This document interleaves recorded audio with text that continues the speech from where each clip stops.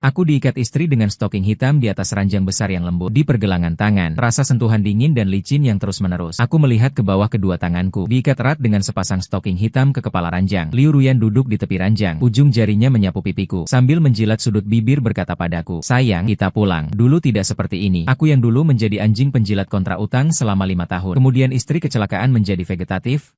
Kujaga jiwanya siang dan malam, tapi jiwanya melayang di udara memarahiku berakting. Sampai saudaraku menerobos masuk dan membongkar semua rahasiaku. Dia bangun secara ajaib, lalu dia berubah dari otak cinta menjadi gila. Aku mati dan kabur 2 tahun. Sampai hari ini, aku membawa keponakan perempuan menangkap boneka, berbalik melihatnya. Malam itu, aku diikatnya dengan stoking hitam di ranjang. Dia menjilat sudut bibir bertanya padaku, "Bukannya kau sudah mati? Saudaramu menonton iklan 15 detik menghidupkanmu kembali." Suara bip Icu seperti stopwatch pencabut nyawa. Kulihat Liu Ruyan di ranjang penuh selang. Tanpa ekspresi, dia adalah istriku. Secara nominal sekarang dia menjadi vegetatif.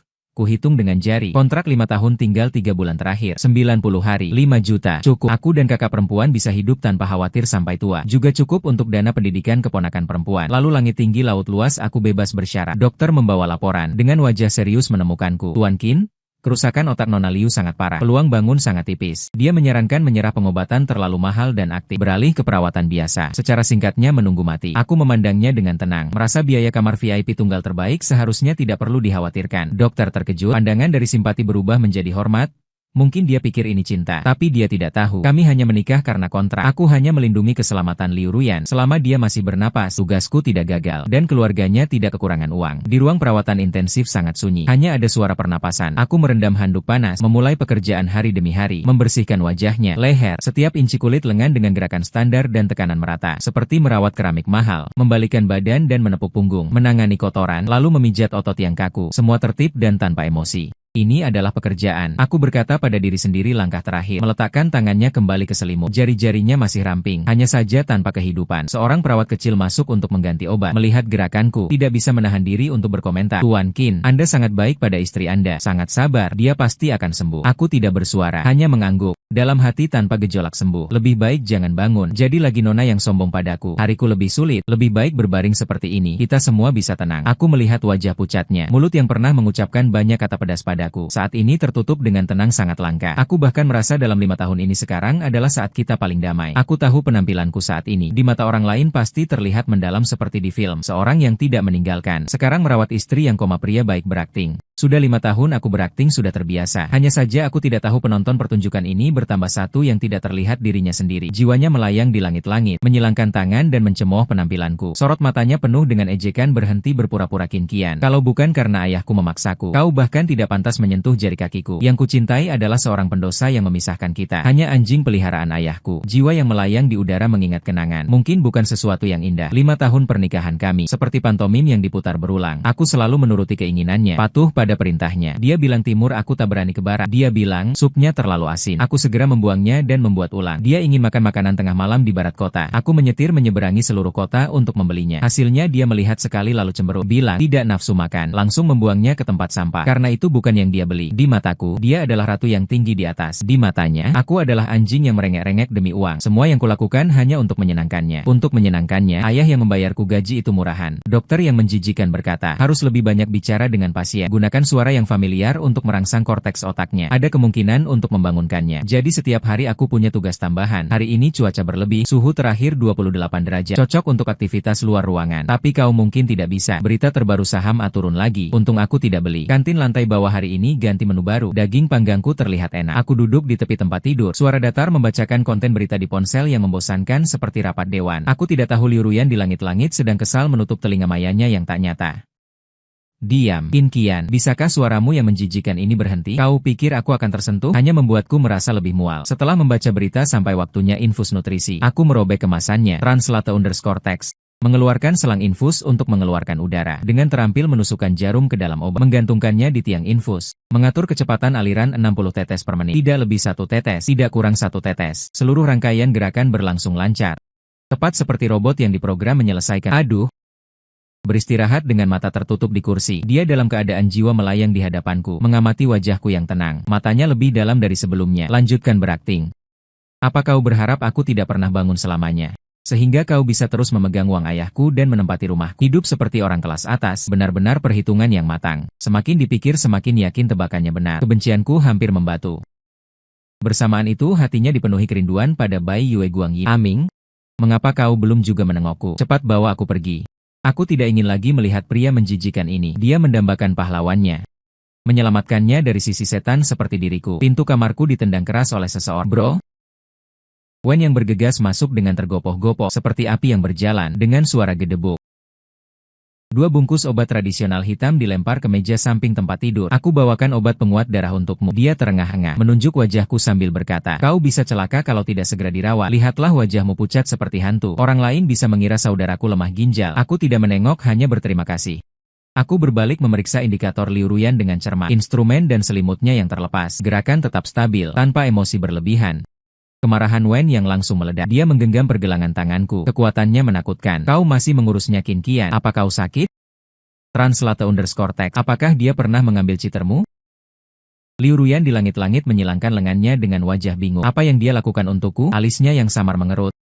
Bukankah hanya jadi pelayan yang mencuci baju dan memasak untukku? Itu semua sudah dibayar ayahku. Apalagi yang perlu dibicarakan? Wen yang melihatku diam, semakin marah. Suaranya bahkan meninggi. Bado? Kamu melayaninya seperti budak, merawat keselamatannya, melindungi keamanannya, memahami perasaannya yang tak jelas. Kamu mau apa? Mau dia memarahimu? Mau dia cemberut padamu? Dia yang bernama Han sesuatu itu, sahabat yang tidak tega, membela kamu beberapa patah kata, langsung beranteman dengan orang itu. Lalu juga dihadang oleh seorang bajingan itu. Kamu lupa? Hanya karena dia menasihati Liu Ruyan untuk lebih baik padamu. Seorang lelaki bajingan, seorang buta.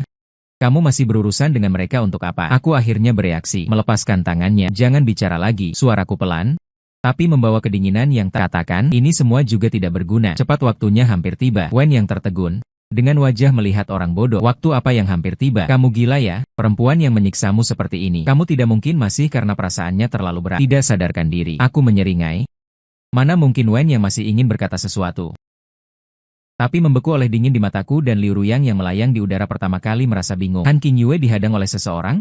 Dia hanya ingat awalnya bertengkar hebat dengan Han Qingyue. Lalu Han Qingyue tidak pernah menghubungi lagi. Dia mengira Han Qingyue picik, sangat cemburu pada hubungannya dan Yiming. _text. Kata-kata Wen yang seperti palu membuat retak pada persepsinya yang kokoh. Apa selain memasak dan menjadi anjing penjilat? Yang tidak kuketahui adalah Wen yang melihatku tak tergoyahkan. Mungkin dia sudah gila marah. Wajah tampannya memerah padam, seperti udang yang direbus. Qin Qian, apa kau sudah gila karena disiksa? Detik berikutnya terdengar surah, cerit, ke meja lengan pendeku. Dari kerahnya terkoyak oleh tarikannya, kancingnya meledak. Beberapa buah terbang berhamburan dari dada hingga lengan 2 garis. Bekas luka seperti lipan terbuka di udara. Satu melintang di dada, hanya beberapa inci dari jantung. Satu lagi dari bahuku terus turun hingga tangan bengkak. Di atas kulit yang pucat karena kehilangan darah. Seperti 2 retakan mengerak yang takkan pernah Wen yang menunjuk kedua bekas luka itu. Matanya memerah. Lihat tidak, ini bukan tanda lahir. Kau tidak ingat tahun kedua kuliah? Dia menoleh dan melotot ke Liu Ruyan di ranjang pasien, seolah ingin membuatnya mendengar pucatnya dirimu yang sekarang. Tengah malam nekat pergi kencan di luar kampus dengan White Moonlight-nya. Hasilnya bertemu beberapa preman mabuk langsung dipukul pingsan, hampir diseret ke semak-semak. Pahlawan White Moonlight-nya itu? Suara Wen yang penuh cibiran dan ejekan. Lari tanpa menengok, meninggalkannya sendirian. Kau? Dasar bodoh. Dia mendorongku ke tepi ranjang, menunjuk hidungku memakimu, menerjang menyelamatkannya. Di bawah langit-langit kosong, aku seolah merasakan kedinginan yang menusuk tulang. Bahkan suhu ruang pasien seolah turun beberapa derajat. Jiwa Liu Ruyan terkejut bukan main. Dia tentu ingat perampokan itu. Itu adalah bagian penting dalam kisah cintanya. Dalam versi memorinya, pahlawan yang menyelamatkannya dari bahaya adalah ejekan Wen yang terus berlanjut. Kau menerima 3 tikaman untuknya? 3 tikaman, hampir mati di gang sempit itu. Hasilnya jasa seluruhnya diambil oleh si pengecut yang kabur. Dia bangun, membuka mata melihat White Moonlight-nya yang tak terluka sedikit pun. Kalau tidak memberikannya padanya sayang sekali. Dan kamu Qin Qian, kamu adalah badut tulen. Keluarga Tan pun tidak bisa menemukan yang kedua. Kamu begitu memukau. Batman melihatnya pasti akan memberimu sebatang rokok. Berkata satu kalimat. Saudara sudah bekerja keras. Kembali ke Arkham untuk pemulihan. Aku tidak berbicara, karena apa yang dikatakan Wen yang semuanya benar. Saat kejadian itu, aku terbaring di rumah sakit selama lebih dari sebulan. Baru bisa menyelamatkan nyawa. Kembali ke sekolah. Pelajaran tertinggal jauh. Ayahnya, Paman Liu, sengaja menelepon menyuruhnya membantuku belajar. Saat itu apa yang dia katakan? Dia seorang pria dewasa tidak bisa belajar sendiri, bukannya anak kecil. Aming sampai terluka untuk menyelamatkanku. Aku harus merawatnya. Mana ada waktu mengurus hal lain. Dia malah pergi memperhatikannya. Si White Moonlight yang terluka parah itu, aku ingat saat itu dia sangat sedih. Ingin melihat luka Yiming. Apa yang dikatakan Yiming? Jangan dilihat. Ruyan, lukanya mengerikan. Aku takut kamu ketakutan. Untukmu luka kecil ini bukan apa-apa. Sekarang dipikir-pikir benar-benar akting tingkat aktor. Di badan bahkan tidak ada plester luka. Dengan apa dia menakuti orang? Dengan ketebalan muka yang lebih tebal dari tembok kota, titik keraguan besar mungkin sudah meledak di jiwa Liu Ruyan yang pucat. Jari-jari tanpa sadar mengusap dada. Bekas luka terpanjang itu. Tidak ada sensasi sentuhan, tapi terlihat tidak rata. Dan suara Wen yang seminggu lalu semakin tinggi. Penuh dengan amarah karena kecewa. Si gadis bodoh ini kecelakaan. Ban darah rumah sakit darurat. Kamu lagi seperti orang bodoh. Gembira pergi mengorbankan darahmu sendiri. Dia menunjuk wajahku dengan sedih dan kecewa. Kamu lihat sendiri kondisimu sekarang. Sudah menyumbang 400 cc. Translate_text. Kamu tidak mau hidup lagi. Apa gunanya dia yang seperti sayur ini? Apakah dia sudah sadar? Akhirnya aku mengerutkan kening Wen-nya. Sudah? Jangan ikut campur. Seperti apa keributan di ruang pasien ini? Aku melakukan semua ini. Ada alasanku. Alasan apa? Alasan apa yang membuatmu bahkan tidak menginginkan nyawa? Dia hampir meledak marah. Kamu ini Yoker. Adalah Fei Yangyang? Adalah Tomcat. Kamu adalah versi spesial Fei Yangyang. Saat Mei Yangyang sudah dimasak hotpot di kastil serigala, kamu masih di pintu merajut syal untuknya. Kamu berani menggerakkan langit, sampai tersentuh oleh kesentuhanmu sendiri. Lalu bagaimana? Di hatinya hanya ada 11 Yangyang dan paman jerinya. Kata-kata Wen-nya seperti pisau berkarat menggergaji bolak-balik di dadaku. Akhirnya aku tidak tahan lagi. Lalu apa yang bisa kulakukan? Suaraku lembut tapi penuh kelelahan yang dingin. Satu hal yang paling kusesali sekarang adalah dulu tidak mengakui bahwa 3 tusukan itu yang kuterima. Tapi saat itu bagaimana aku bisa mengaku? Aku berbaring di rumah sakit selama lebih dari sebulan baru kembali ke sekolah. Bulan purnamanya yang terkutuk itu sudah lama membawa aura pahlawan, memainkan seluruh naskah di depannya. Dengan tingkat ketertarikannya pada Yiming saat itu. Jika aku muncul dan mengatakan yang sebenarnya, kamu tebak. Apakah dia akan percaya padaku? Aku tertawa sinis. Dia hanya akan menganggapku rendah dan tak tahu malu. Cemburu pada pahlawan kesayangannya. Bahkan ingin merebut jasa atas nyawa yang diselamatkan. Nanti hari-hariku di sisinya hanya akan lebih menyiksa dari neraka. Jangan katakan aku. Ayahnya sendiri yang menjelaskan padanya. Dia anggap sebagai angin lalu. Menganggap ayahnya sengaja membohonginya untuk menyatukan kami berdua. Dia bahkan tidak percaya pada ayah kandungnya sendiri. Apalagi padaku. Aku yang dibayar untuk melakukan pekerjaan ini dianggap apa? Begitu kata-kataku selesai, udara di seluruh ruang pasien seakan membeku. Liu Ruyan di langit-langit. Dia sudah bukan kolapse lagi tapi benar-benar hancur. Saat itu dia memberikan transfusi darah untukku. Tidak heran wajahnya pucat. Beberapa hari sebelumnya dia hampir meninggal. Dia pikir ayahnya benar-benar telah pergi. Golongan darahnya adalah RH negatif yang langka. Biasa disebut darah panda. Ayah juga pernah berkata, Anakin kian golongan darahnya sama denganmu. Ini juga salah satu alasan aku memilihnya. Saat itu bagaimana jawabannya? Ayah, kamu jorok tidak sih? Kamu hanya mencari pengawal saja. Dia butuh darah. Apa kamu anggap dia sebagai ban darah bergerak? Sekarang dipikir-pikir, dialah yang paling jorok. Dia tidak pernah peduli pada semua hal yang tak terhitung. Memori yang diabaikannya. Saat ini seperti kaca paling tajam menikam setiap inci jiwanya. Aku selalu menyiapkan makanan hangat untuknya. Karena dia tidak suka yang tidak enak. Dia bilang berminyak lalu membuangnya. Aku selalu menyalakan lampu kuning di ruang tamu. Saat dia pulang larut malam. Karena dia takut gelap lalu memarahiku boros listrik. Aku diam-diam menyiapkan air gula merah dan bantal pemanas. Saat dia menang setiap tanggal 7. Karena setiap kali dia sakit sampai wajah. Dia bilang, ada bau obat tradisional tidak enak. Aku selalu menyiramnya ke saluran pembuangan. Detail-detail yang dulu dia remehkan dan hina, sekarang seberat gunung menekannya. Dia tidak bisa bernapas, dia mulai meninjau dirinya sendiri. Apakah sikap dingin dan kejamnya padaku benar-benar masuk akal? Dia menganggapku sebagai alat yang dibeli dengan uang, dipanggil datang, diusir pergi. Tapi jika alat ini terus menderita dengan nyawa dan perih, dia dengan buta dan bingung menghadiahkan kejayaan yang seharusnya miliknya. Dengan tangannya sendiri diberikan ke orang lain. Apakah dia bersalah? Ben Menyang membanting pintu keluar. Suara keras menggelegar seisi dunia. Di ruang rawat inap yang sunyi. Hanya tersisa suara alat yang teratur seperti jiwa yang mengerut di udara. Di udara seperti mayat yang dibuang dunia menangis tanpa suara. Pertama kali merasakan pedihnya untukku. Rasa sakit di balik rasa sakit ini. Translate_text. Dia selalu berada di lampu kemenangannya. Berapa banyak cinta yang sebenarnya dia berutang padaku. Dia siapa? Dia katakan jatuh dengan gemuruh yang menggelegar. Seluruh dunia menjadi sunyi. Hanya tersisa satu nada monoton. B adalah aku membungkuk tanpa ekspresi. Mengambil 2 bungkus obat hitam pekat itu. Aroma bahan obat yang sangat tajam. Agak menyengat hidung. Wen yang selalu seperti ini. Seperti gelembung yang langsung meletus saat disentuh. Tapi sebenarnya dia tidak salah. Aku memang seorang badut. Tapi badut juga butuh makan. Aku menaruh bungkusan obat dengan rapi. Di atas meja samping tempat tidur. Nanti akan diminum setelah ditelan. Tidak boleh jatuh dalam 3 bulan terakhir. Aku berjalan ke tempat tidur dan melihat ranjangku yang sunyi dan tenang. Dia ini aku di atas tampak semakin bergerak. Dia pucat seperti selembar kertas. Aku menarik lengannya, mulai melakukan aktivitas sendi untuknya. Pergelangan tangan siku bahu gerakannya sangat lembut dan standar. Aku bicara sendiri, seperti sedang berbicara padanya. Seperti juga bicara pada diriku sendiri. Dokter menyuruhku melakukan ini. Katanya bisa memperlambat atrofi otot. Kalau kamu bangun, pemulihan bisa lebih baik. Aku tertawa dalam hati, lebih baik jangan bangun. Dia tidak ingin lagi melihat wajahnya yang penuh penghinaan dan jijik. Aku tidak ingin lagi mendengarnya berkata, "Qin Qian, kamu benar-benar menjijikan. Dengan berbaring seperti ini, lebih baik bagi kita berdua." Memegang jari-jarinya yang ramping, satu persatu menggerakkannya. Di langit-langit, jiwa Liu Ruyan melayang tepat di atasku. Dia melihat wajahku yang pucat. Melihat lingkaran hitam pekat di bawah mataku melihatku. Karena kehilangan banyak darah gerakannya agak lemah dan lunglai. Pertama kalinya dia melihat dengan begitu serius. Bukan seperti pemeriksaan yang merendahkan seperti dulu. Juga bukan pandangan acuh tak acuh. Translate_text dengan rasa bersalah. Dengan emosi rumit yang tak terucapkan. Dia teringat di ruang tamu selalu ada lampu temaram. Dan sosok yang tertidur ringan di sofa. Dia melihat bekas jarum baru di punggung tanganku. Itu bekas pengambilan darah. Teringat kata Wen yang tentang 400 cc. Golongan darahnya adalah darah panda. Semua persediaan bank darah habis. Dan tanpa bicara, aku langsung menggulung lengan bajuku. Jiwanya bergetar, mengulurkan tangan mayanya. Dia ingin menyentuh wajahku, ingin menghaluskan kelelahan di alisku. Ujung jarinya dengan lembut menyentuh pipiku, lalu menembus tanpa hambatan. Tidak ada suhu, tidak ada sensasi sentuhan, tidak ada apa-apa.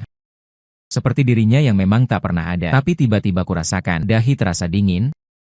Seperti ada sesuatu yang dingin menyapu wajahku. Secara refleks kuangkat tangan meraba dahi, merasa semacam tekanan yang tak terungkap. Seperti ada sepasang mata yang menatapku tajam, dan rasa dingin tak jelas tiba-tiba menyapu dari dahiku. Sangat ringan dan dingin, seperti sehelai bulu yang dingin, menyentuh sekilas gerakanku. Berhenti sejenak meraba dahi secara refleks. Tidak ada apa-apa. Apa kipas AC mengarah padaku? Kulayangkan pandang ke ventilasi langit-langit. Di ujung lain ruangan jendela juga tertutup rapat. Aku mengerutkan kening. Ada apa ini? Aku bergumam pelan, suhu turun. Tidak.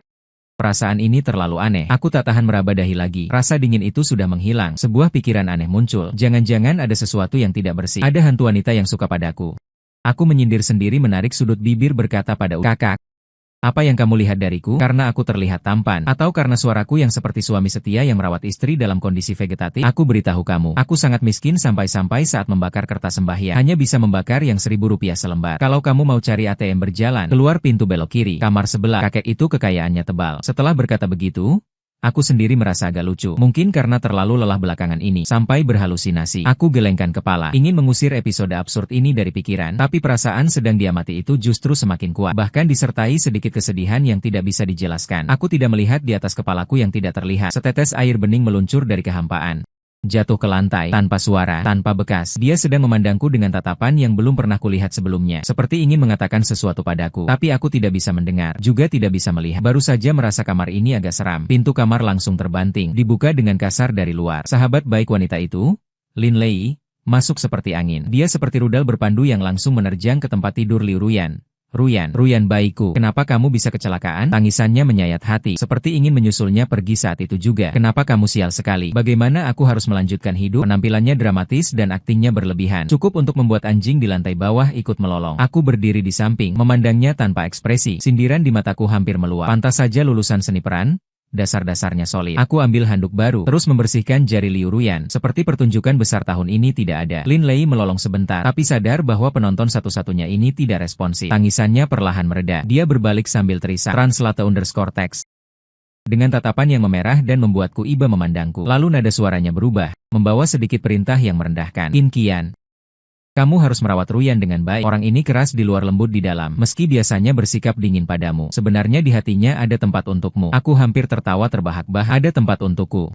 Mungkin di urutan teratas daftar hitamnya. Aku dengan santai meletakkan handuk. Senyumku muncul di sudut bibir. Aku menatapnya, seperti sekadar mengobrol. Bukankah kau lebih berharap dia mati? Ekspresi sedih di wajah Lin Lei langsung membeku. Seperti topeng gipsum berkualitas rendah. Dia mati.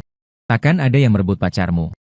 Kau dan kekasih hatimu bisa bersama secara terbuka, bukan begitu? Warna darah di wajahnya langsung menghilang, bersih sekali tatapannya, panik seperti kucing yang diinjak ekornya. Apa yang kau omongkan? Suaranya tiba-tiba meninggi, membawa kepanikan yang nyaris pecah. Hubunganku dan Ruyan paling baik. Kami adalah sahabat terbaik. Mana ada pacar bagiku? Semakin dia bicara semakin kacau. Matanya menghindar kemana-mana, hanya tak berani menatap mataku. Pada saat ini, reaksinya adalah jawaban terbaik, dan udara di ruang pasien menjadi lebih dingin. Wajah Lin Lei berubah pucat dan merah. Canggungnya bisa menggali 3 kamar 1 ruang tamu dengan jari kaki. Tepat saat itu, pintu ruang pasien terbuka lagi. Cahaya bulan putih yang selalu dirindukannya datang dengan tampang yang tidak seperti anjing, mengenakan setelan jas yang dipotong dengan sempurna. Rambutnya tersisir rapi. Kulihat dia langsung melemparkan handuknya ke dalam baskom. Percikan air berhamburan kemana-mana. Sang pemeran utama datang, sarkasme dalam nadaku. Translate_text. Nah Ruyan, kamu yang urus saja. Aku yang mengganggu ini bisa pergi. Yiming mengerutkan kening, tidak memandangku sama sekali, langsung berjalan menuju Lin Lei. Dia berbicara dengan wajar, seperti sedang menyatakan sebuah fakta. Dia adalah istrimu, tentu saja kamu yang merawatnya. Apa hubungannya dengan aku? Akhirnya dia melirik Liu Ruyan di ranjang pasien. Di matanya terpancar kebencian yang tak tersembunyi. Mau aku menyuapi dan menampung kotorannya? Tidak mungkin, dia pantas apa? Udara menjadi sedingin es, adalah dingin yang menusuk. Dingin yang merembes dari celah-celah tulang. Aku bahkan merasa hantu wanita yang kuhayalkan di langit-langit itu mungkin sekarang sudah ingin membunuh. Aku berpikir, jika jiwa Liu Ruyan benar-benar ada di sini, dia mungkin sudah terpaku di tempat oleh kalimat itu. Pria yang dia cintai bertahun-tahun dan selalu dirindukan setelah dia menjadi vegetatif. Bahkan melihatnya sebentar saja dianggap membuang-buang waktu. Yiming sepertinya merasa ucapannya belum cukup kejam. Dia dengan tidak sabar melihat Liu Ruyan, dan arloji merek terkenal pemberian Liu Ruyan di pergelangan tangannya. Bukankah dia dulu di SMP? Aku yang membohongi si bodoh ini untuk pacaran? Dia menandatangani perjanjian hibah wasiat untukku. Katanya kalau mati akan memberiku uang banyak. Kau pikir aku mau datang ke tempat sial ini? Aku merasa udara seluruh ruang rumah sakit meledak. Angin kencang yang tak jelas berdesir di telingaku, membuat bulu kuduku merinding. Hantu wanita itu sepertinya sudah gila. Aku tidak bisa melihat. Tapi aku bisa merasakan kemarahan dan keputusasaan yang histeris dengan gila menerjang Yiming. Aku bahkan merasa wajah Yiming sepertinya ditembus sesuatu, membuatnya secara refleks menggigil. Liu Ruyan saat ini sedang menggunakan jari-jarinya yang maya, sekali lagi meraih ke arah wajah yang pernah sangat dicintainya. Bajingan, dasar pria bajingan. Aku bukanlah otak cinta, dasar penipu. Menipuku selama ini. Aku belum mati. Translate_text. Kamu bahkan tidak mau berpura-pura lagi. Aku tidak bisa mendengar teriakan bisu hantu perempuan itu. Tapi cukup menantikan Yiming tercabik-cabik. Jiwa Liu Ruyan sedang mengamuk seperti orang gila. Pria yang dicintainya selama belasan tahun. Ternyata hanya mencintai uangnya. Bahkan berpura-pura sebentar saja dianggap membuang waktu. Yiming benar-benar mengabaikan kata-kataku. Dia langsung menggenggam tangan Lin Lei di sampingnya. Jempolnya masih mengusap-usap dengan somong di punggung tangan sambil mulai pamer. Gerakan itu seperti memamerkan barang jarahan murah yang baru didapat. Tidak seperti Lei kami. Sorak-sorai dalam suaranya hampir sejak dulu, pandai dan perhatian. Tidak hanya memberiku uang untuk dibelanjakan, dengan cepat dia juga menyerahkan dirinya sendiri padaku. Lin Lei malu-malu menempel padanya. Seluruh tubuhnya seperti tidak memiliki tulang. Keduanya benar-benar tidak menganggapku sebagai orang luar, juga tidak menganggap yang terbaring di ranjang sebagai orang hidup. Pandangan Yiming menyapu seperti melihat setumpuk sampah ke arah Liu Ruyan di ranjang sakit. Kamu pikir aku benar-benar mencintainya? Si bodoh manis yang otaknya hanya cinta. Waktu kecil hanya dengan beberapa kata manis, langsung dibuatnya bingung.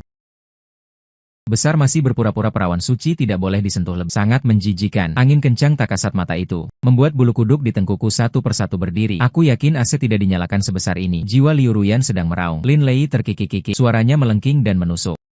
Benar sekali Ahming dengan ada seorang yang sudah berpengalaman mengajarkan teorinya yang dia banggakan. Tidak seperti aku sehari pegang tangan 2 hari cium 3 hari langsung ke kamar. Ini kecepatan normal yang seharusnya dimiliki wanita. Aku mendengarnya saja ingin kecepatan ini. Naik roket pun tidak secepat kalian berdua benar-benar menjadikan tidak tahu malu sebagai kepribadian. Aku berpikir, Liu Ruyan seharusnya sudah hancur hatinya sama sekali. Sebagai orang koma, dia terbangun karena marah, mati karena marah. Dipakukan pada tiang kehinaan oleh orang yang paling dicintai dan sahabat terbaiknya. Jika dia bisa mendengar. Sekarang mungkin merasa dirinya seperti lelucon yang sangat besar. Lihat lagi aku yang berdiri diam di samping dan dirinya sendiri yang dipenuhi selang. Tenang seperti orang mati yang tanpa ekspresi. Berdiri tegak seperti bodyguard. Saat ini dia seharusnya akhirnya melihat jelas. Siapa yang tulus, siapa yang dokter palsu, siapa yang hantu berbalut kulit manusia, siapa yang dewa pelindung yang diam. Aku tidak bicara, hanya diam dalam memperhatikan mereka. Ternyata pertunjukan badutku ini juga bisa menonton komedi berdialog pria wanita. Tambah wawasan. Melihat aku tidak bereaksi. Kedua orang ini sepertinya merasa pertunjukan satu orang tidak menarik. Secara anonim memalingkan pandangan ke aku. Wajah itu dipenuhi rasa superioritas murahan. Dia ini anjing penjilat. Dia meremehkanku. Menjilat selama 5 tahun. Menjilat dapat apa? Dia pernah melihatmu dengan serius? Aku tidak bicara. Hanya dia memperhatikannya. Terkadang diam adalah tamparan terbaik. Tapi dia sepertinya menganggap diamku sebagai pengakuan. Dia tertawa lebih sombong. Seperti cerpelai pencuri hati. Dia bahkan aktif membocorkan informasi besar. Suara tidak keras. Kamu tahu tidak? Soal hal menangkis pisau untuknya dulu. Langsung kukatakan itu yang kulakukan. Dia langsung percaya. Dia mendekat sedikit menurunkan suara. Nada suara penuh pamer. Bahkan lebih mencintaiku. Menurutmu dia bukanlah si tolol murni yang jatuh cinta? Di sekelilingku seolah benar-benar tertiup angin dingin jendela. Jelas-jelas tertutup rambutku tapi tertiup bergerak. Keluargaku adalah keluarga bela diri. Meski tidak percaya tahayul, tapi selalu menghormati kata-kata hantu. Tapi 2 kakak beradik hantu wanita dendamnya agak berat. Di dalam hati aku diam dalam memberikan tepuk tangan. Wah, Truk yang meledak sendiri. Firasat keenamku merasa mungkin Liu Ruyan bisa mendengar hal di luar. Bahkan jika ilmu kedokteran modern memastikan orang koma benar-benar bisa mendengar hal di luar. Kamu tidak takut mati atau merasa sudah mati? Translate_text. Ada orang yang membakar 3 tumpukan untukmu. Aku pikir kau pasti langsung membuat Liu Ruyan mati kesal. Kalau kau bisa membuatnya hidup kembali karena marah, itu baru keberuntungan. Saat ini ku tebak orang yang terbaring di ranjang sakit mungkin sudah bukan, tapi mati rasa benci. Jenis kebencian yang ingin menghancurkannya hingga ke tulang belulang. Lin Lei di samping melihat keadaan, juga cepat-cepat mengikuti. Mulai mengomentari Liu Ruyan yang terbaring di ranjang. Lihatlah dia seperti setan sekarang. Dia mendecakkan lidah 2 kali. Matanya penuh dengan racun, kering, kurus, dan kuning. Seperti mayat yang baru saja mati. Sangat jelek. Dia sengaja membusungkan dadanya, yang tidak begitu montok. Tidak seperti aku yang dipelihara oleh aming kami hingga segar dan lembab. Wajah kemerahan dan bersinar. Kelopak mataku berkedut. Memelihara? Sister Rui, pilihan katamu benar-benar unik. Hubungan kalian seperti tukang kebun-kebun raya. Dia sepertinya merasa hubungan yang dibicarakan sudah cukup. Kalau bukan karena dia yang berdiri di lubang jamban sambil berak. Kalau bukan karena mesin ATM bergeraknya belum meledak. Aku pasti sudah bersama Kak Ming secara terbuka. Dia menyalahkan semua kesalahan pada orang yang terbaring di ranjang. Orang yang tidak bisa membantah. Semua ini salahnya. Aku merasa angin jahat itu sudah berubah menjadi tornado. Berputar-putar dengan gila di ruang pasien. Halusinasi? Pasti halusinasi. Jiwa Liu Ruyan berteriak histeris dalam kenyataan. Tapi tidak ada yang bisa mendengar. Kalian berdua pasangan mesum akan mati mengenaskan. Aku menjadi hantu pun tidak akan melepaskanmu. Aku tidak bisa mendengar apa-apa. Aku hanya merasa ruang pasien ini benar-benar tidak bisa didiami lagi. Agak menekan? Jika tetap tinggal, aku khawatir akan mati jijik karena 2 idiot ini. Meskipun banyak yang mereka katakan adalah benar, tapi memang cukup menjijikan. Aku melihat pasangan brengsek ini. Aku melihat Liu Ruyan yang tenang di ranjang. Yiming mungkin merasa keheninganku adalah sebuah provokasi. Dia akhirnya tidak sabar. Wajahnya yang penuh rasa superior menoleh padaku, menunjukkan tujuan akhirnya datang ke sini. Hei, anjing penjilat. Membuang-buang sumber daya medis. Setelah selesai berbicara, dia menunjuk Liu Ruyan, masker oksigen transparan di wajahnya. Benda itu adalah satu-satunya jalur hidupnya sekarang. Nada bicara Yiming seolah mengatakan cuaca hari ini bagus, dingin dan taken for granted. Cabut selang oksigennya, biarkan dia pergi dengan tenang. Kita berdua bisa cepat dapat uang. Mata Lin Lei langsung bersinar, seperti 2 bola lampu yang dialiri listrik. Dia tak sabar mendesak. Iya betul. Cepat cabut seorang vegetatif setengah mati sampah. Hidup juga hanya buang-buang uang jiwa Liu Ruyan. Tidak disangka orang yang dicintainya selama bertahun-tahun dan dilindunginya selama bertahun-tahun harus dibunuh dengan tangannya sendiri. Aku lebih tidak menyangka 2 orang ini lebih kejam dari Palu Mariana. Yiming melihatku tidak bergerak. Wajahnya menunjukkan sedikit ketidaksabaran. Dia malah maju sendiri, mengulurkan tangan, benar-benar ingin menarik selang oksigen Liu Ruyan. Sampah anjing menjilat, masih mau jadi pelindung bunga. Kamu tidak bertindak. Aku yang melakukan saat tangan itu hampir menyentuh selang. Aku bergerak, aku latihan tari selama lebih dari 20 tahun. Bukan untuk berlatih tai chi di Taman Paman Liu. Sebenarnya aku juga bisa memanggilnya ayah. Tugas yang dipekerjakannya padaku adalah melindungi Liu Ruyan. Bahkan jika hanya tersisa 1 tarikan napas, suara retak keras. Aku menyambar pergelangan tangan Yiming yang mengulur, memelintirnya ke belakang. Kekuatannya sendiri merasa agak kejam. Yiming menjerit seperti babi disembelih. Seluruh wajahnya langsung terdistorsi. Keringat dingin pun keluar. Aku tidak memberinya kesempatan bereaksi. Mengangkat kaki dan menendang. Tendangan ini menggunakan 10 kali 10 kekuatan. Mendarat di perutnya, dia seperti karung gembung. Ditendang hingga terbang ke belakang. Menabrak kursi di belakangnya. Jatuh dengan di lantai. Translate_text. Aku menendangnya hingga terjengkang.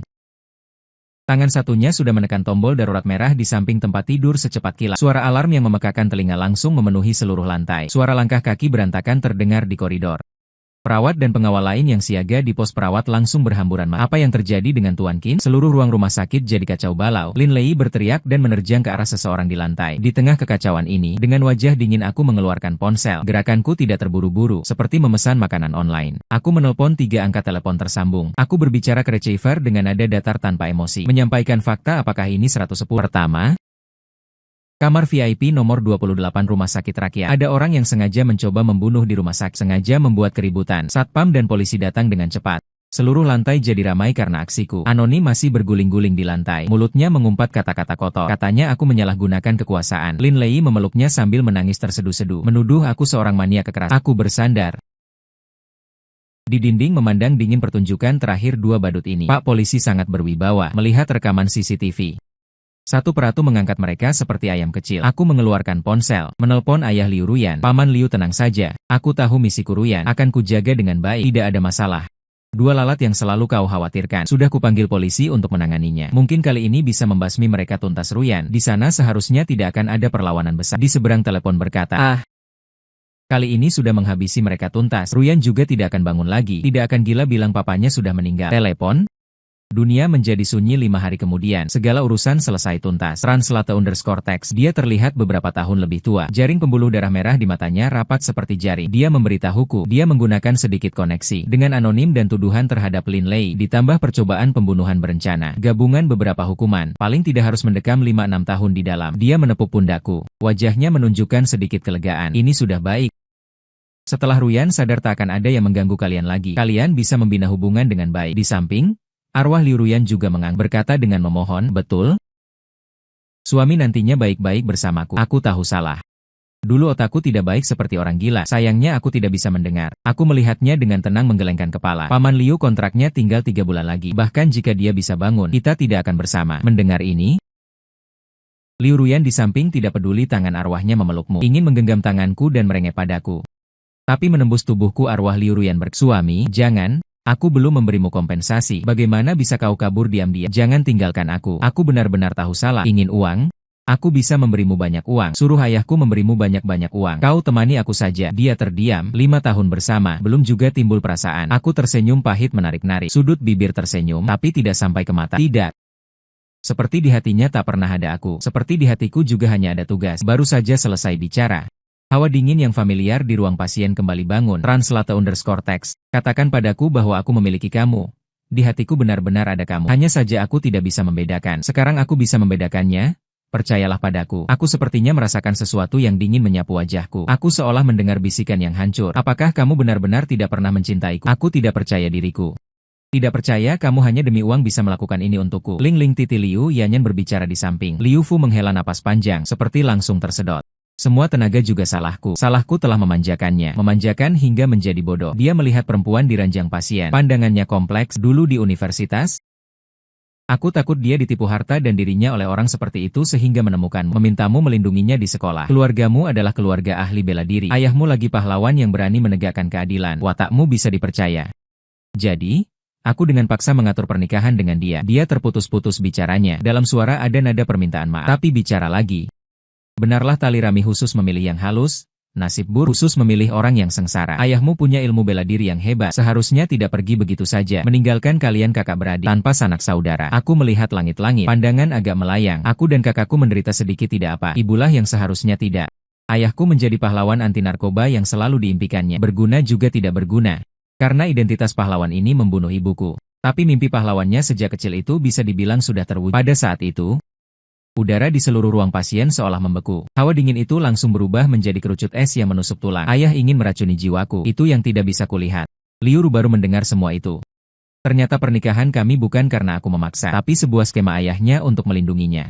Ternapa anjingku yang dia pandang rendah dan hanya cari untung itu. Ayahnya adalah pahlawan pemberantas narkoba yang tewas di tangan bandar narkoba. Ibunya dibunuh balas dendam oleh bandar narkoba. Dan dia bahkan pernah menuding hidungku dan memarahiku mengatakan aku sangat sensitif. Bahkan ingin merebut jasa menyelamatkan nyawa. Mengatakan aku hina dan tak tahu malu. Sekarang teringat siapa sebenarnya yang paling hina dan tak tahu malu. Benteng kokoh di hatinya benar-benar runtuh. Pandangan Liu Fu jatuh di wajahku yang pucat. Dia ingin mengatakan sesuatu, tapi akhirnya hanya berubah menjadi desahan panjang. Lao Tou Zikin Kian, aku telah bersalah padamu. Suaranya berat, seperti tertekan batu seberat 1000 kati. Dulu memilihmu selain karena kemampuanmu bagus dan latar belakang keluarga. Seperti orang putih yang kepribadiannya dapat diandalkan. Ada satu alasan lagi, aku menatapnya tanpa bicara. Alasan apa lagi? Tak lain karena nyawaku ini lebih hina, dan kebetulan berguna. Di matanya yang keruh, akhirnya terpancar sedikit rasa bersalah yang sulit diungkapkan. Karena darahmu dan Ruyan sama, adalah golongan darah RH negatif yang langka, yang biasa disebut darah panda. Kelopak mataku bahkan tidak berkedip soal ini. Aku sudah lama tahu, kalau tidak dulu dia tidak akan menanyakan golongan darahku begitu detail. Ayah Liu seolah akhirnya melepaskan beban terakhir. Suaranya menjadi serak. Aku menyimpan niat egois, takut jika sesuatu terjadi padanya, jadinya menjadikanmu sebagai kantong darah hidup cadangan. Kedinginan yang familiar di ruang rumah sakit itu datang lagi. Kali ini tanpa kemarahan, hanya menyisakan keheningan mati. Seperti permukaan danau yang membeku, bahkan tidak ada setetes angin. Liu Fu gelisah menggosokkan tangannya, seperti anak yang melakukan kesalahan. Aku tahu ini sangat memalukan bagimu, tapi bagi orang kaya seperti kami, ini sangat umum, sangat umum. Aku hampir tertawa terbahak-bahak. Ya, sangat umum. Nyawa orang kaya adalah nyawa. Berbicara, suara tenang seperti sedang membicarakan cuaca. Mengerjakan sesuatu untuk uang. Sudah seharusnya. Paman Liu, kau membayarku. Selama pengambilan darah tidak membuatku mati seketika. Berapapun yang bisa diambil aku rela. Aku berkata jujur, lagi pula nyawaku sudah lama tidak begitu berharga. Tubuhku yang menyedihkan ini bisa ditukar dengan kesehatan kakak perempuanku dan keponakan perempuan. Masa kecil yang bahagia tanpa kekhawatiran sudah sepadan. Ketenanganku tampaknya lebih menyiksanya daripada tuduhan kemarahan apapun. Wajah penuh penyesalan Paman Liu semakin dalam. Melihat penderitaan yang kau alami bertahun-tahun ini. Siksaan yang kau derita, dan masih harus melindungi wajah naga. Aku yang tua ini sudah tidak tega melihatnya. Dia mengeluarkan kartu bank dari sakunya, menyodokkannya ke tanganku. Uang ini, ambillah, jangan menolaknya, lakukan bisnis kecil untuk masa tua. 8. Tubuhmu juga perlu diistirahatkan. Aku menunduk melihat kartu di tangan. Uang adalah hal baik. Aku membutuhkannya. Aku menerimanya. Terima kasih, Paman Liu. Arwah Liu Ruyan panik. Di samping berusaha menginterupsi percakapan kami berdua, ingin agar aku tidak menerima uang. Arwah Liu Ruyan berkata jangan terima. Uang ayahku, kau tidak boleh pergi, tidak boleh pulang. Arwah Liu Ruyan benar-benar menyadari bahwa ayahnya mencarikannya dengan tergesa-gesa. Adalah seorang suami, sekaligus pengawal, dan juga penyelamat kuno. Pelayan setia tidak hanya harus melindunginya dengan utuh. Saat diperlukan, harus menggunakan nyawaku untuk menukar nyawanya. Aku yang dikirinya penggemar membuta. Barang dagangan ini sejak awal adalah jimat pelindungnya yang paling mahal. Dia sudah tidak bisa melunasi hutangnya padaku. Setelah Paman Liu pergi, aku meremas kartu bank tipis itu. Translate_text. Dia merasa seperti memegang besi panas yang sangat membara. Belum sempat kusimpan kartu itu ke dalam saku. Pintu ruang perawatan terbuka lagi. Kukira itu perawat, tak kulihat sekalipun. Qin Qian, seorang perempuan dengan suara sendu. Kulegakkan kepala dan melihat Han Qingyue, sahabat lain Liu Ruyan, satu-satunya yang pernah menasihatinya untuk memperlakukanku lebih baik. Dia tidak berisik seperti Lin Lei. Dia hanya berdiri di sana menatapku. Matanya langsung memerah. Bukan belas kasih yang terpancar dari tatapannya, melainkan rasa sakit. Sakit seperti melihat barang kesayangan hancur berantakan. Jantungku berdebar kencang. Sudahlah. Drama kacau beberapa hari ini sudah kelewat batas. Ikut aku. Dia bergegas mendekatiku. Suaranya tegas. Jangan lagi menjaga si pengkhianat ini. Lelah aku menggeleng. Suara agak serak. Sekarang belum waktunya. Kontrakku masih 3 bulan lagi. Dibayar untuk bekerja. Harus ada awal dan akhir. Han Qingyue panik. Menggenggam tanganku. Telapak tangannya panas dan sangat kuat. Seperti memegang jerami terakhir penyelamat. Kapan baru waktunya? Dia tidak menyukaimu. Aku menyukaimu. Aku suka pria setia sepertimu. Ucapannya seperti rentetan peluru yang menghujam. Dia sekarang sudah jadi vegetatif. Mengapa kau masih tak mau melepas? Kutatap dia dan berkata tenang. Sebenarnya kau salah. Mungkin aku juga bukan pria yang setia. Aku berpura-pura setia dan dalam juga ada alasannya. Aku tidak peduli. Dia memotongku dengan keras kepala. Yang kulihat adalah gambaranmu dalam hatiku. Setidaknya untuk saat ini. Detik berikutnya. Kurasakan suhu di sekitarku turun lagi. Han Qingyue tidak merasakannya. Translate_text. Sensasi hangat dan lembut menyumbat mulutku. Dengan sikap yang tak bisa ditolak. Meminta dengan paksa. Aku terdiam. Pikiranku kosong sama sekali. Apa aku masuk sarang orang gila? 1, 2, 3. Kenapa semuanya tidak normal? Angin dingin yang ganas meledak di telingaku. Membuat bulu kuduku merinding. Aku tidak bisa melihat. Saat ini, Liu Ruyan dalam keadaan roh telah berubah menjadi hantu sedang menggunakan tangan mayanya yang samar merobek dengan gila. Kami berdua ingin memisahkan kami, tapi sia-sia. Tangannya langsung menembus dengan mulus tubuh kami berdua. Kesal? Dia memaki-maki. Kamu teman dekat palsu. Kamu sedang apa? Apa yang kamu lakukan pada suamiku? Aku tidak mendengar teriakan tanpa suara ini. Sadar dan langsung mendorong Han Qingyue. Kekuatannya tidak besar, tapi sikapnya sangat tegas. Dia terdorong mundur selangkah. Tidak hanya tidak marah. Wajahnya malah menunjukkan kegembiraan yang aneh. Dia melirik ke tempat tidur. Liu Ruyan yang tidak bereaksi, lalu melirikku lagi, lalu mengucapkan sebuah kalimat yang membuat pandanganku hancur berantakan dan agak bersemangat. Qin Qian menjilat bibirnya, matanya berbinar. Meskipun ini rumah sakit, tapi ada tempat tidur pendamping. Kami berdua melakukan hal yang menyenangkan di depan Ruyan, mungkin bisa membuatnya tersadar. Orang yang tidak disukai oleh si bodoh cinta ini, aku yang akan menyukainya. Orang yang tidak mau, aku yang akan mengambilnya, bahkan memaksanya. Aku benar-benar terpaku. Aku meragukan pendengaranku bermasalah. Apa-apaan ini? Menggunakan cara seperti ini untuk menyadarkanku dari keadaan koma. Kakak ini? Apa kamu kebanyakan baca cerita? Dan aku mendorong Han Qingyue. Kekuatannya tidak besar. Kamu cepat keluar. Dia terpaku. Wajahnya dipenuhi keheranan dan luka yang tak tertahankan. Qin Qian, aku bilang pergi. Suaraku tanpa sedikit pun kehangatan. Wajah Han Qingyue langsung pucat. Cahaya di matanya seketika padam, digantikan oleh rasa tertarik yang lebih besar padaku. Dia menjilat bibirnya, akhirnya tidak berkata apa-apa lagi. Berbalik dan keluar dari ruang pasien. Dunia akhirnya tenang. Aku lelah bersandar di dinding. Merasa drama berdarah beberapa hari ini lebih banyak dari yang kualami dalam 5 tahun terakhir. Aku melihat Liu Yan yang masih tenang di tempat tidur.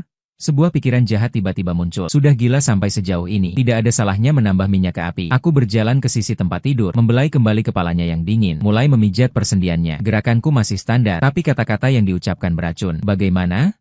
Aku mendekat. Suaraku sangat rendah, seperti bisikan iblis. Demi White Moonlight MU, menjaga kesucian tidak menyentuhku. Masih marah. Tubuhnya tidak ada reaksi sama sekali. Hanya monitor EKG yang masih berdetak teratur. Aku mendecakkan dingin. Kekuatan tangan bertambah beberapa derajat. Kamu pikir aku mau melayanimu? Kalau bukan karena ayahmu bayarnya banyak, siapa yang mau menyentuhmu? Batu yang dingin dan keras ini sudah 5 tahun. Dihangatkan pun tidak bisa hangat. Udara di ruangan. Aku membungkuk. Bibir hampir menempel pada apinya. Mengucapkan dengan nada paling jahat seumur hidup. Tantangan mematikan itu. Kalau kamu memang benar-benar mampu, bangun dan tampar aku. Kalau tidak, aku akan benar-benar pergi dengan wanita tadi. Dia jauh lebih antusias darimu dan lebih mengerti. Saat kata-kata terakhir diucapkan, aku merasakan angin yin yang ganas meledak di telingaku. Di ruang hampa yang tak terlihat, jiwa Liu Ruyan benar-benar meledak. Kemarahan yang sangat, ditambah rasa posesif yang tertanam dalam tulang, membuatnya benar-benar gila. Berani? Kamu seumur hidup adalah milikku. Dia dengan segenap tenaga meneriakiku dan menerpaku, ingin menamparku, ingin mencabik-cabikku. Kedua tangan mayanya menembus tubuhku tanpa halangan. Namun secara kebetulan malah mendarat keras di perut ibunya yang terbaring di tempat tidur. Tepat pada saat bersentuhan, cahaya putih meledak. Jiwa melayangnya seolah disedot keras oleh pusaran raksasa. Tubuh, bip-bip-bip, monitor jantung mengeluarkan suara alarm yang menusuk dan melengking. Garis-garis melonjak dengan gila. Aku langsung duduk tegak dan melihat ke tempat tidur Liu Ruyan. Jari tangan yang selalu lemas tak bernyawa di samping tubuhnya ternyata bergerak. Aku berpikir, astaga, dia benar-benar akan bangun. Sial? Apa aku harus menjalani lagi kehidupan sengsara yang penuh penindasan seperti dulu? Aku dibuat linglung oleh perubahan mendadak ini? Pikiranku kosong. 1 detik kemudian, aku tersadar seperti tersengat listrik. Menekan bel panggilan darurat di samping tempat tidur. Dokter? Dokter. Seluruh lantai VIP langsung kacau balau karena ulahku. Setelah dokter dan perawat bergegas masuk dan melakukan pemeriksaan yang kalang kabut, semua orang menatapku dengan pandangan seperti melihat mukjizat. Dokter utama menyesuaikan kacamatanya. Nada suaranya penuh dengan ketidakpercayaan. Mukjizat medis.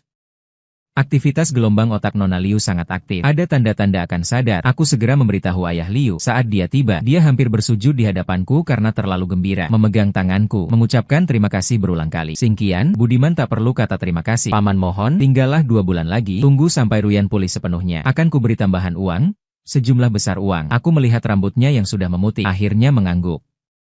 2 bulan untuk kebebasan penuh sisa hidupku. Ini transaksi yang menguntungkan. Tapi aku segera menyadari, aku menyetujui terlalu awal. Liu Ruyan setelah sadar benar-benar tidak biasa. Dia bangun, pandangan pertamanya padaku tanpa kebencian, tanpa kedinginan. Sebaliknya adalah jenis yang belum pernah kulihat sebelumnya. Membara, hampir melelehkanku. Pandangan itu penuh dengan cinta dan keinginan kuat untuk memiliki. Aku membawakannya makanan. Dia tidak mau makan suamiku menyusuiku. Dia mengedipkan mata. Suaranya lembut dan lumer, seperti sedang merajuk. Seluruh tubuhku kaku. Dengan pandangan dokter yang menuruti pasien mencoba sekali. Dengan enggan menyendok semangkuk bubur, menyuapkannya ke mulutnya. Dia makan 1 suap, tapi tidak menelan. Detik berikutnya dia tiba-tiba mendekat memegangi wajahku. Menggunakan mulutnya menyuapkan bubur itu ke mulutku. Seluruh diriku meleleh. Dia menjilat bibirnya, tersenyum seperti kucing yang mencuri ikan. Balas budi. Aku mendorongnya dengan wajah pucat pasi. Matanya langsung memerah. Butiran air mata besar berjatuhan. Seperti anak anjing yang ditinggalkan seluruh dunia. Suami aku salah. Dia menarik ujung bajuku. Menangis tersengal-sengal. Jangan bersikap dingin seperti ini padaku. Aku takut nanti kamu suruh aku apa. Aku lakukan apa? Boleh. Kamu ingin melakukan apa saja padaku boleh. Hatiku kacau seperti benang kusut. Malam hari dia harus memegangi tanganku baru mau tidur. Kemudian, dia bahkan langsung menepuk tempat tidur kecilnya. Memberi perintah padaku datang. Tidur bersama aku. Kamu tidak di sampingku. Aku tidak bisa tidur. Aku menunjuk ranjang perawat di samping. Aku tidur di sini. Baru saja aku berbaring, dia langsung membuka selimut, turun dari tempat tidur, tanpa bicara langsung memanjat ranjang kecilku. Seluruh tubuhnya menindihku. Tubuh hangat dan lembutnya menempel erat padaku. Aku bisa merasakan dengan jelas lekuk dadanya. Aku benar-benar panik. Kamu mau apa? Dia mencari posisi nyaman dalam pelukanku. Suaranya tertawa penuh kemenangan. Kamu tidak tidur di sampingku. Kalau begitu aku yang tidur. Translate_text.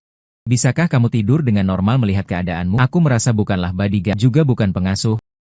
Aku telah menjadi mangsa yang dibidik oleh si cantik angin kencang. Setiap saat bisa dilahap habis olehnya. Qin Qian Liu seperti asap terbaring di dadaku. Jari-jarinya mengelus lembut wajahku. Apakah kamu tidak pernah menyukaiku? Bahkan hanya sedikit suaranya. Sangat lembut seperti palu. Menghantam keras hatiku. Untuk mengakhiri semua kekonyolan ini dengan cepat, aku harus memutus semua angan-angannya. Tidak. Aku menatap langit-langit. Suara dingin, tanpa sedikit pun perasaan. Tidak pernah. Semua yang kulakukan adalah untuk uang, untuk memenuhi kontrak dengan ayahmu itu. Tubuhnya kaku. Detik berikutnya, bajuku dibuka dengan kasar olehnya tertusuk. Kancing terlepas terbang. Bekas luka mengerikan dari dada hingga lengan terbuka begitu saja. Di udara, air matanya tumpah seketika, seperti mutiara yang putus talinya. Dia mengulurkan tangan gemetar. Membelai lembut bekas luka yang paling dekat dengan jantung itu. Ujung jari dinginnya menyentuh kulit yang tidak rata. Membangkitkan serangkaian strategi. Kamu membohongiku. Tiba-tiba dia berteriak padaku. Suara melengking dan sedih. Kalau tidak suka, akan menangkis pisau untukku. Kalau tidak suka, akan memberikan transfusi darah untukku. Kalau tidak suka, akan merawatku selama bertahun-tahun. Melindungiku. Menahan semua sifat burukku. Dia seperti orang gila. Menerjang ke pelukanku. Lengannya erat memeluk. Membuatku sangat kesakitan. Kamu membohongiku. Tangisannya penuh keyakinan dan kekecewaan yang luar biasa. Kamu menyukaiku. Yang paling kamu sukai adalah aku. Aku tahu semua ini adalah yang kamu lakukan untuk aku mencintaimu. Aku juga paling mencintaimu. Menghadapi keintensifan dan kegilaannya yang begitu polos. Untuk pertama kalinya aku merasa tidak tahu harus berbuat apa. 5 tahun berkedok dan menahan diri hancur berantakan saat ini. Dengan susah payah aku membuka mulut. Aku benar-benar hanya demi uang. Orang sepertiku tidak layak untukmu. Aku tidak peduli. Dia mengangkat kepala dengan kasar. Mata merahnya menyala dengan api yang sakit. Kalau kau tidak mencintaiku, maka aku akan memaksamu untuk mencintaiku. Dia menahan wajahku, menciumku dengan kasar. Bukan mencium, melainkan menggigit lidah dengan sewenang-wenang, membuka gusiku dengan kegigihan dan kegilaan yang tak terbantahkan, menguasai dan menjajah di dalam mulutku. Aku diciumnya sampai hampir mati lemas. Pikiranku kosong sama sekali. Wanita ini benar-benar gila. Kondisi sakit Liu Ruyan semakin parah dari hari ke hari. Dia menyuruh pengawal mengantarkan gaun pengantin dan hadiah yang sudah dia pesan sejak lama. Tepat di ruang rumah sakit kecil ini. Kinkian, kita menikah lagi sekali. Dia mengenakan gaun pengantin putih, duduk di tempat tidur rumah sakit, tersenyum puas dan obsesif. Kali ini, aku dengan rela menikahimu. Aku melihat setelan jas hitam yang rapi itu. Merinding, aku tidak bisa melawanmu. Dia menjentikan jari. 2 pengawal setinggi 1,9 meter, besar seperti beruang, berdiri di kiri dan kananku. Aku mengenakan setelan jas itu, di bawah tekanan kekuatan absolut. Aku dipaksa mengadakan upacara rumah sakit yang kacau bersamanya. Tidak ada tamu dalam pernikahan, tidak ada pendeta, hanya cinta obsesif dan gilanya serta 2 pengawal tanpa ekspresi. Sayang, kau boleh mencium pengantinmu sekarang. Dia menutup matanya. Suami, aku berdiri dengan cepat. Dia menunggu beberapa detik. Tiba-tiba membuka matanya. Langsung memegang wajahku. Dengan keras menggigitku. Ujung lidah terasa darah. Gila-gilaan menjilat. Aku merasa hampir ditelannya. Hari keluar dari rumah sakit. Kupikir akhirnya aku bisa bebas. Dengan cepat aku mengemasi barang-barangnya. Berbalik langsung mau pergi. Kau mau kemana? Suaranya terdengar dari belakang. Dingin seperti es. Aku tak menengok sama sekali. Perjanjian sudah berakhir. Aku harus pergi. Detik berikutnya, kedua bodyguard itu muncul lagi di hadapanku. Seperti 2 gunung, mereka mengangkatku kiri kanan. Langsung melemparku ke kursi penumpang mobil. Krek! Pintu mobil terkunci. Sebutas tali kokoh mengikat kedua tanganku erat-erat di depan. Aku benar-benar menjadi ikan di talenan. Liu Ruyan duduk di kursi pengemudi, menatapku dari kaca spion. Dia tersenyum manis padaku. Senyum itu manis sekaligus aneh. Sayang, kita pulang. Mobil perlahan mulai bergerak. Liu Ruyan sambil menyetir sambil membombardirku dengan cuci otak. Jangan berpikir untuk lari. Kita sudah punya sertifikat nikah. Seumur hidup kau adalah milikku. Juga jangan cari-cari Han King Yue si bajingan itu. Dia tidak layak menyentuh sehelai rambutmu. Jantungku serasa di tenggorokan. Tapi bukan karena ucapannya, melainkan karena teknik menyetirnya yang masih sangat kaku. Mobilnya meliuk-liuk di jalan beberapa kali. Hampir saja menabrak mobil di samping. Jangan nyetir lagi. Aku berteriak ketakutan. Kau baru sembuh, refleksmu lambat. Suruh bodyguard yang nyetir. Translate_text. Aku takut mati tidak akan suami. Teknologi saya. Sebelum dia selesai bicara, suara ledakan keras, mobil lepas kendali, menabrak pohon besar di pinggir jalan dengan keras. Pada saat benturan, aku hampir secara refleks melindunginya dengan tubuhku yang terikat mati-matian. Aku menggunakan punggungku untuk menahan benturan setir dan dashboard. Kepalanya menghantam dadaku dengan keras. Sakit yang luar biasa terasa dari punggungku. Aku kesakitan sampai meringis. Yang lebih menakutkan adalah aku mencium bau bensin yang sangat kuat, dan kakinya masih menginjak gas dengan kuat. Mesin berdentum keras dengan liar tanpa beban. Lepaskan gas. Aku berteriak sekuat tenaga. Apakah kau ingin kita mati bersama? Dia tampaknya pingsan, terbaring tak bergerak di atasku. Kaca jendela belakang berderai. Hancur, tak terhitung. Pecahan menancap di punggungku. Aku benar-benar sial. Tugas hampir selesai. Masih harus terluka dengan sia-sia. Mobil bodyguard akhirnya tiba. Sekelompok orang dengan kikuk membuka pintu mobil. Mereka dengan ceroboh memeriksa kondisi Liu Ruyan. Aku mengambil keuntungan dari kekacauan ini, berusaha keras melepaskan tali, berguling keluar dari mobil. Aku mengabaikan sakit yang luar biasa di punggungku, segera mengeluarkan ponsel dan menelepon ayah Liu. Begitu telepon tersambung, aku hampir menangis mengeluh. Putri kesayanganmu dia gila, aku ingin bercerai. Sekarang juga, Paman Liu. Kali ini aku menyelamatkan nyawanya lagi. Kita sudah berimbang. Kau harus membantuku. Aku mengajukan rencana satu-satunya yang bisa membebaskanku sepenuhnya dari wanita gila ini. Beri pengumuman ke publik bahwa aku mati dalam kecelakaan mobil ini. Bakar abunya dan sebarkan ke laut. Beri aku sejumlah uang. Translate_text. Di ujung telepon ada keheningan yang panjang. Akhirnya terdengar desahan yang sangat lelah. Baiklah, Xiao Qian, ini hutangku padamu. 2 tahun kemudian, Sushi menggunakan uang pesangon yang diberikan Liu Fu, membuka beberapa toko kecil, dan menjadi bos yang lepas tangan. Saudara laki-laki dan kakak perempuanku yang mengelolanya. Penyakit kakak perempuanku sudah lama sembuh, sekarang membantuku mengelola pembukuan. Keponakan perempuanku Qin Yao sudah masuk SD, tumbuh cantik seperti Gi, hanya saja agak terlalu manja. Akhir pekan aku mengajaknya ke mall, melewati mesin Clau Machine. Dia langsung tidak bisa berjalan lagi. Sudah memasukkan lebih dari 10 kain, bahkan bulu boneka pun tidak berhasil diraih. Sampai dia gelisah mengentakkan kaki. Dia merengek sambil memegang kakiku. Xiao Ba, tolong ambilkan satu kuda untukku. Aku panggil kamu ayah. Tolong ambilkan satu untukku. Boleh tidak? Ayah, ambilkan satu kuda untukku. Aku mengetuk kepalanya. Jangan bicara sembarangan. Seumur hidup. Lalu aku memasukkan 3 koin. Dengan cepat dan terampil mengambil boneka terbesar. Dengan bangga aku menyerahkan boneka itu padanya. Begitu menoleh, senyum di wajahku langsung membeku. Tidak jauh dari sana, sosok yang familiar sedang menatapku tajam. Tatapannya kosong seolah ingin memakan orang.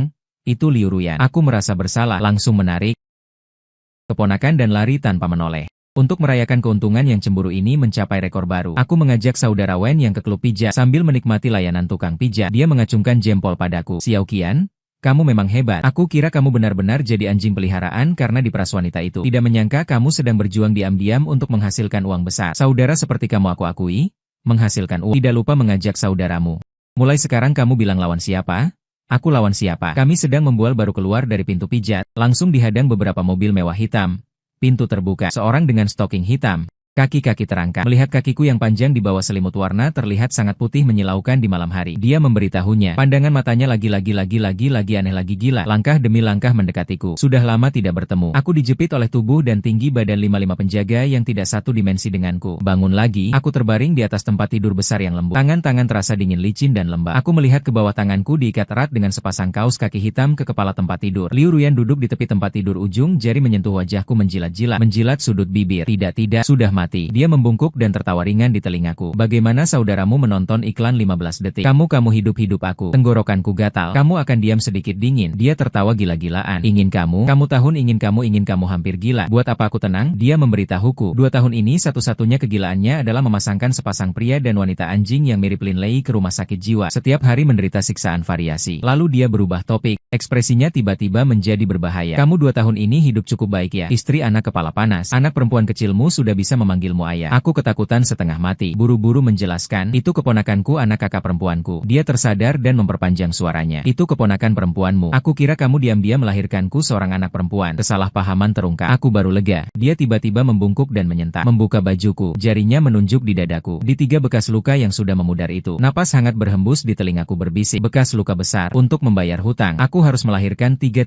tusukan. Tukar 3 nyawa, adilkan. Malam ini kita mulai. Saya ketakutan dan langsung minta ampun. Tunggu, saya belum siap. Tunggu, saya makan beberapa ginjal dulu baru datang. Dia malah tertawa. Seluruh tubuhnya menindihku. Bisik 2 kata di telingaku. Aku tidak sabar menunggu.